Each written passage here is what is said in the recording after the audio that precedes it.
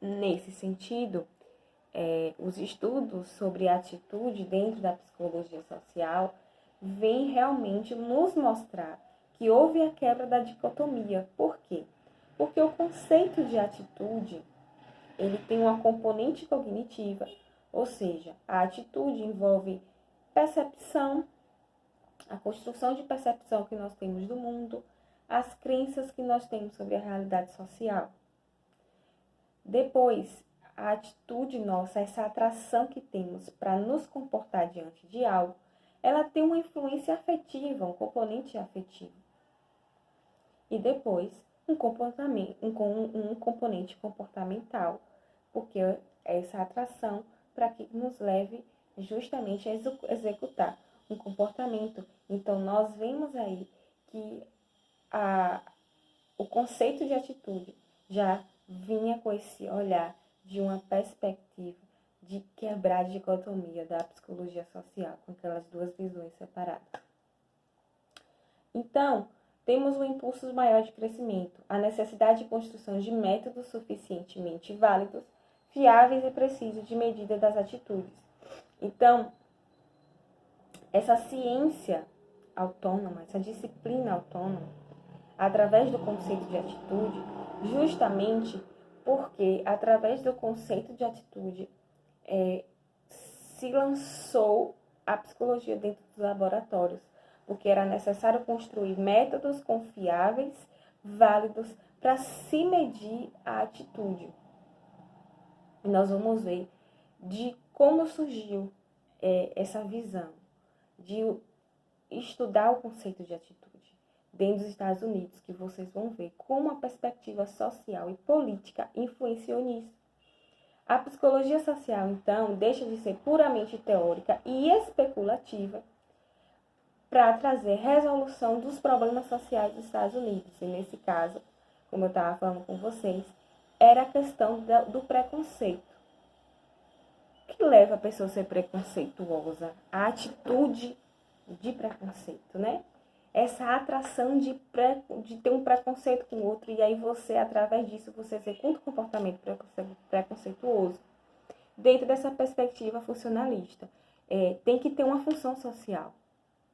Eu preciso estudar a atitude do preconceito para aplicar dentro de uma sociedade que era preconceituosa, ainda tem, sim, uma visão preconceituosa, como nós vemos às vezes casos com negros, de policiais com negros que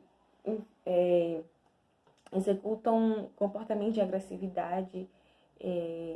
Vimos recentemente isso.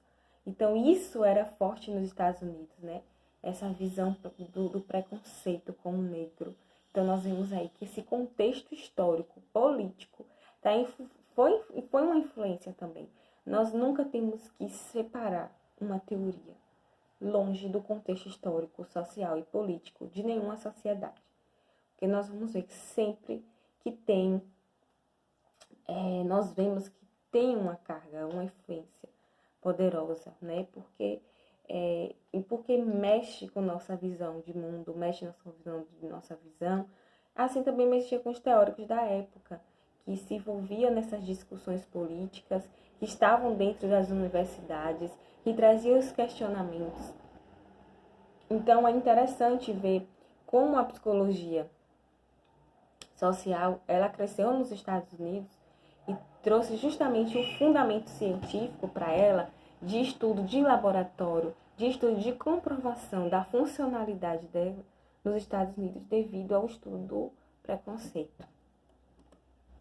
Então, nós vemos que para algo ter um sentido científico, ela tem que ter uma aplicabilidade dentro de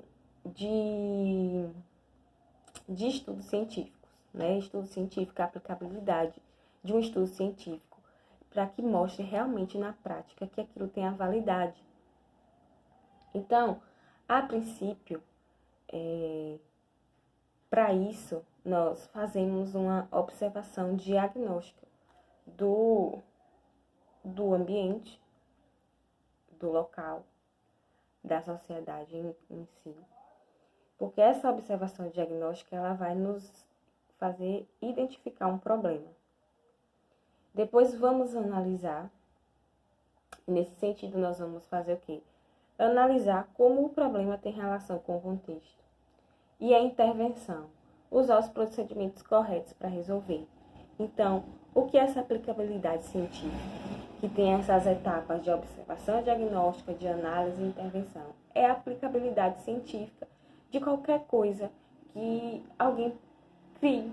Então, hoje, dentro do estudo da psicologia, se nós queremos estudar qual foi a função social da pandemia na vida dos seres humanos, eu trago a pandemia por ser algo muito atual. Eu preciso ir para campo, fazer um estudo prático, ouvir as pessoas, ir para a teoria, saber se condiz, se não condiz. Então, saber se o número de pessoas ouvidas me dá suficientemente uma validade quantitativa de que eu posso usar esse estudo para aplicar nos seres humanos. Então, eles usavam nessa época, então usou o preconceito, ou seja, eles observaram o crescimento do preconceito e como o preconceito causava um mal-estar nessa sociedade. Então, houve uma observação diagnóstica de identificar o problema que foi o preconceito. Então, aí eles analisaram esse problema com o contexto. O que é que tem de positivo, de negativo? Como assim? Como surgiu? Como é isso? Para eles fazerem uma intervenção, usando os procedimentos corretos. Então, para se intervir dentro de um problema, é necessário analisar ele. Então, para se intervir dentro de uma pandemia, nós precisamos observar, identificar o problema e aí temos que analisar ele para depois ter uma intervenção. Não podemos intervir em um problema sem saber quem é o problema primeiro. E isso é ciência, porque isso tem aplicabilidade e vai trazer resultados aplicáveis para me dar subsídio positivo de que aquilo realmente é verdadeiro, é confiável, é fiável, né? Confiável, tem validade, fiável é ligado realmente à confiança. Então, eles estudaram o preconceito, qual é a relação, né, dessa atitude de preconceito. E nesse sentido, as escalas de atitude que foram fundamentais para trazer essa comprovação científica. Uma das primeiras escalas, nesse caso, nós temos a escala de distância social de Bugardos, que foi o desenvolvimento de várias escalas, na verdade, e a principal foi desse cara. Então, ele construiu escalas de estudo sobre o preconceito. O que seriam essas escalas, né? Essas escalas são como testes psicológicos hoje em dia.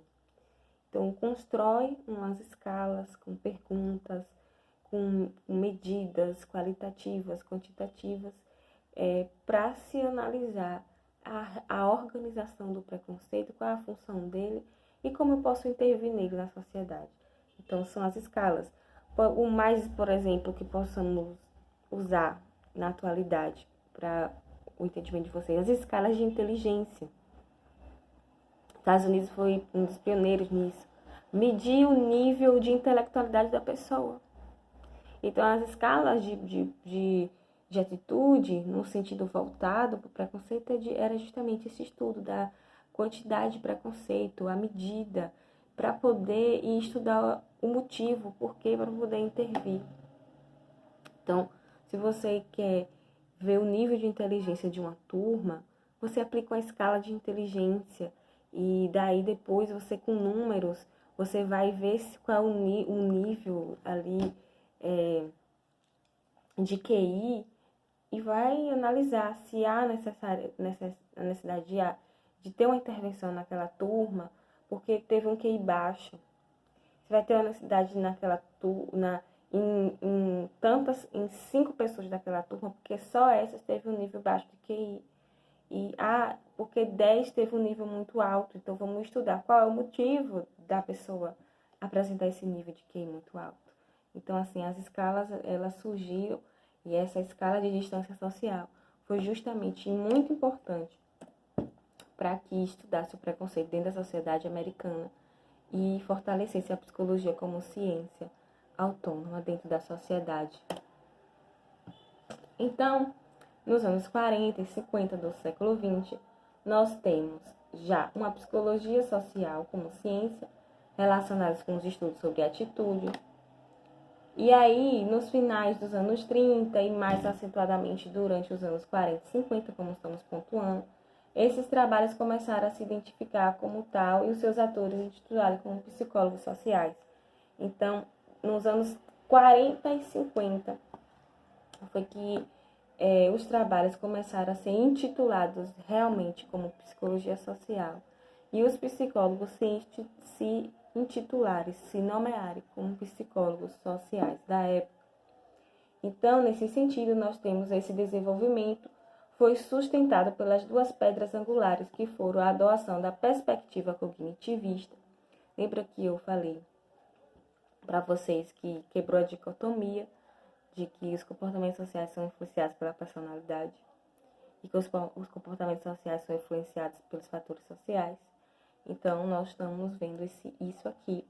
Então, na verdade, vai se tornar a perspectiva cognitivista junto com a perspectiva social, junto. Não, a perspectiva cognitivista é a união da psicologia com a sociologia, me desculpe. E, nesse sentido, essa perspectiva cognitivista é justamente trazendo as experiências, a experimentação em laboratórios dos estudos.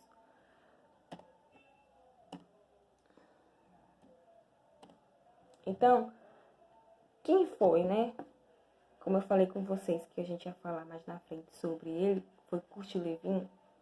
Ele justamente nomeia a perspectiva cognitivista para essa visão da psicologia social, com essa união da psicologia com a sociologia, com essa união de ver os comportamentos sociais tanto pela visão da personalidade, da psicologia, da psique humana, da construção dele como ser humano em emoção, emoções, em temperamento, em personalidade, em percepção, como também dos fatores sociais, essa união. Kurt Lewin, ele transformou isso numa perspectiva cognitivista. E ele denominou um ponto importante dessa perspectiva, foi a chamada teoria do campo.